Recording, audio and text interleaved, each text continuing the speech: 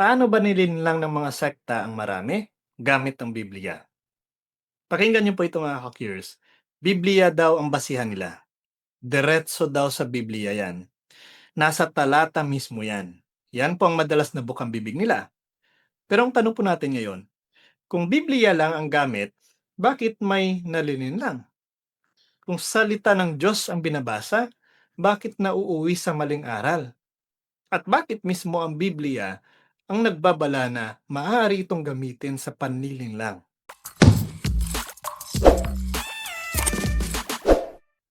Yes, tama pong narinig ninyo. Ang Biblia, kapag pinutol sa konteksto, ay pwede pong gamitin upang iligaw ang tao. Sa araw po na ito, haharapin po natin ang isa sa mga delikado pero napakahalagang paksa. Paano nga ba nilinlang ng mga sekta ang marami gamit ang Biblia? Hindi po para siraan po ang Biblia, kundi para ipagtanggol ito laban sa mga maling gumagamit. Now, ang Biblia po ay salita ng Diyos. Hindi po ito laruan. Linawin po natin, no? Ang Biblia ay banal, ang Biblia ay inspirasyon ng Diyos. Ang Biblia ay makapangyarihan. Malinaw po in 2 Timothy chapter 3:16, ang buong kasulatan ay kinasihan ng Diyos. Pero pansinin niyo po mga curious, hindi po sinabi na automatic na tama na ang bawat interpretasyon. Ang problema po ay hindi ang Biblia. Ang problema po ay ang tao na humahawak po nito. Parang kutsilyo po yan. Pwedeng maghiwa ng pagkain, pwedeng manakit kung mali ang gumagamit. Now, mismong si Satanas po ay gumagamit ng Biblia. Kaya dapat mag-iingat po tayo. Ito po ang pinaka nakakagising talaga na katotohanan. Saan pong batayan natin? In Matthew chapter 4 verse 6, sinasabi dito, nang tuksoin si Kristo, gumamit ng talata si Satanas. Anong sabi niya? Sapagkat nasusulat. Ang tanong po, mali ba ang talata na ginamit mismo ni Satanas? Hindi. Ang mali po ay ang konteksto, ang layunin mismo ng paggamit ng talata, at ang interpretasyon. Now, kung ginamit po ni Satanas ang Biblia para linlangin si Kristo, hindi ba posible din na gamitin din ito para linlangin ang marami? Di ba? Now, ang twisted verse ay ang talatang totoo ang salita, pero mali ang ipinagpakahulugan. Karaniwang paraan po nila, pagkuha ng isang talata lang, hiwalay sa buong kabanata. Pag-ignore sa historical context. Sino ang nagsabi, kailan sinabi, bakit ito sinabi. Ito pong madalas na sinasabi, no? In 2 Peter chapter 3:16, sinasabi dito, may mga taong binabaluktot ang kasulatan sa sarili nilang kapahamakan. Hindi po dito sinabi na kulang ang Biblia. Ang sinabi po dito, binabaluktot ito ng tao. Kaya mag-ingat po tayo. Now, halimbawa po ng pagputol sa konteksto, sinasabi po in Matthew 23 verse 9, huwag kayong tumawag ng ama. Now, madaling ibato po ito. Bawal tawagin na father ang pari. Pero ang tanong po natin dito, bakit tinawag ni Pablo ang sarili niya na ama? Sinasabi po in 1 Corinthians chapter 4 verse 15, ako ang naging ama ninyo sa pananampalataya. Hindi po ibig sabihin na hindi literal ang pagbabawal, kundi babalalaban po sa pag-aangkin ng otoridad ng Diyos. Di ba? Ito po ang sinabi ni San Pablo. Siya ay naging father in faith. Ibig sabihin, hindi literal po ang pagbabawal, kundi babalalaban sa pag-aangkin ng authority ng Diyos. Kung ang isang pare ay nag-aangkin na talaga na parang Diyos, diyan ang pupapasok ang pagbabawal sa pagtawag na father. Now, kung literal talaga na ipinagbabawal ang pagtawag na father, ako, bawal din bang tawaging ama ang tatay mo? Now, madaling sabihin po na faith alone. Pero ang tanong po natin dito, ano bang ibig sabihin dito ni Santiago? In James chapter 2 verse 24, sinasabi dito, ang tao ay pinapawalang sala sa pamamagitan ng gawa at hindi sa pananampalataya lamang. Kung may contradiction po, sino ngayon ang mali? Well, ang sagot po dito, ay maling pag-unawa, hindi maling Biblia. Dahil kung basahin man po natin ang buong sinabi ni Santiago, hindi lang po dito binibigyan ng pansin ang pananampalataya, hindi binibigyan din ng pansin ang gawa. Now, ito po ang mas tuso na paraan or strategy ng mga kapatid natin sa ibayang pananampalataya. Hindi binabago ang talata, binabago nila ang kahulugan. Halimbawa na lamang po, in John chapter 10 verse 9, ako ang pintuan. Ang tanong po dito, literal ba itong pinto?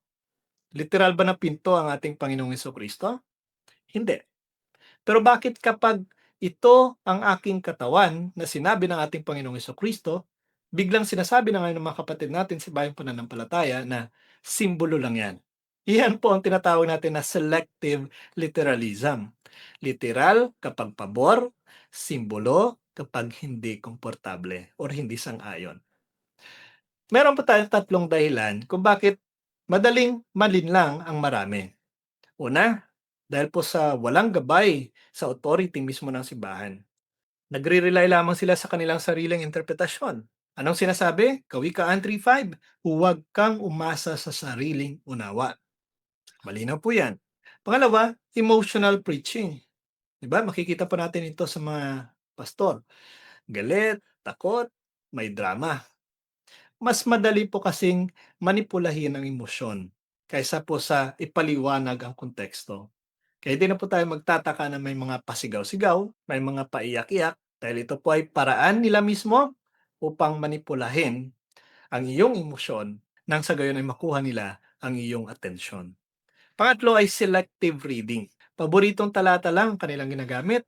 Iwas sa mga mahihirap na aral or hindi pabor sa kanilang aral. Pero sabi po ni San Pablo, in Acts chapter 20 verse 27, hindi ko ipinagkait ang buong kalooban ng Diyos. Kaya dapat mag-ingat po tayo upang sa mga strategy na ito ng mga kapatid natin sa ibayang pananampalataya ay hindi po tayo malinlang. Now, ang babala po ng Biblia laban po sa mga ganitong gumagamit ng mga strategy na ito, ng mga pamamaraan na ito. Malinaw po, no? In Matthew 24 verse 24, lilitaw ang mga bulaang Kristo at bulaang propeta at magpapakita ng mga tanda upang iligaw. Hindi po dito sinasabi na mali ang Biblia. Sinasabi po dito, mali ang gagamit nito. In 2 Timothy chapter 4 verse 3, maghahanap sila ng mga gurong magsasabi ng gusto nilang marinig. Yan po ang dahilan kung bakit uso ngayon ang cherry picking. Kung anong talata lamang ang makakabusog sa kanilang pandinig, yan lamang po ang kanilang pinapakinggan. Now, ang tanong po natin dito, sino ang nag-iingat ngayon ng Biblia? Malinaw po na ang iglesia. Kaya in 1 Timothy chapter 3 verse 15, ang iglesia ang haligi at saligan ng katotohanan. Hindi po dito sinasabi na ang individual lamang na mambabasa. Ang Biblia po ay isinulat mismo sa loob ng iglesia. Ipinasa ng iglesia, ipinaliwanag sa loob ng iglesia. Ang Biblia po ay iglesia ang nag-compile, ipinasa ng iglesia, at ipinaliwanag sa loob ng iglesia. Kapag hiwalay po sa iglesyang ito, nagiging bukas po sa kahit anong kahulugan. Kaya anong nangyayari? Yan po ang nangyayari sa mga kapatid natin sa ibayong pananampalataya. Kanya-kanyang interpretasyon, kanya-kanyang pagpapaliwanag, kahit hindi na mismo nakatuon sa tunay na kahulugan ng konteksto. Now, paano ba hindi malinlang? Basahin po natin talaga ang buong konteksto, ang talata, ang kabanata, ang buong Biblia kung maaari. Alamin po ang historical background din. Tingnan din po ang turo ng unang iglesia. Kagaya po no, in Acts chapter 8 verse 30 to 31, paano ko maunawaan kung walang magpapaliwanag?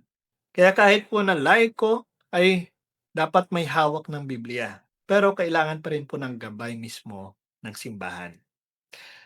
Ang tunay po na layunin ng Biblia ay ang hindi po sandata para manalo sa mga debate, hindi po para maging kasangkapan para kontrolin ang isang tao.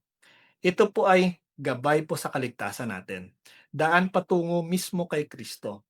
Panyaya talaga sa buong katotohanan.